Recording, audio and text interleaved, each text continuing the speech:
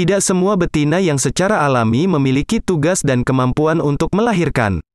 Beberapa spesies berikut justru memiliki si jantan yang bertugas untuk merawat dan melahirkan.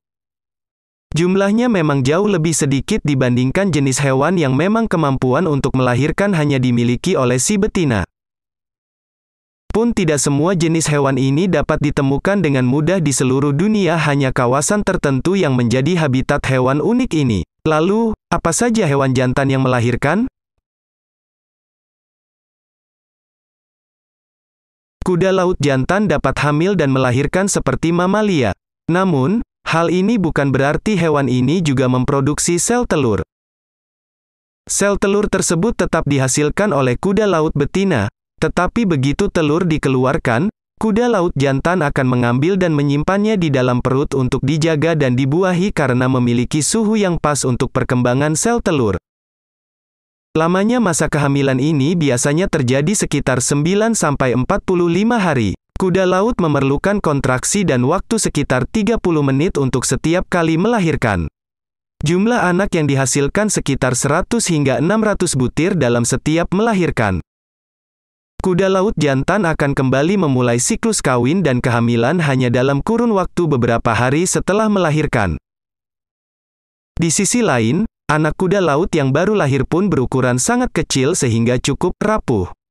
Faktanya, hanya kurang dari 1% dari bayi kuda laut yang dapat terus bertahan hingga mencapai tahap dewasa. Pipefish atau ikan pipa merupakan jenis ikan yang berbentuk panjang dan silinder menyerupai pipa. Rata panjangnya dapat mencapai 14 hingga 15,5 inci. Beberapa jenis pipefish memiliki kantong khusus seperti kuda laut. Seperti kuda laut, sel telur tetap diproduksi oleh pipefish betina. Begitu tiba waktunya kawin, telur yang sudah diproduksi kemudian diberikan ke pipefish jantan, baik ke dalam kantong maupun bagian bawah tubuh.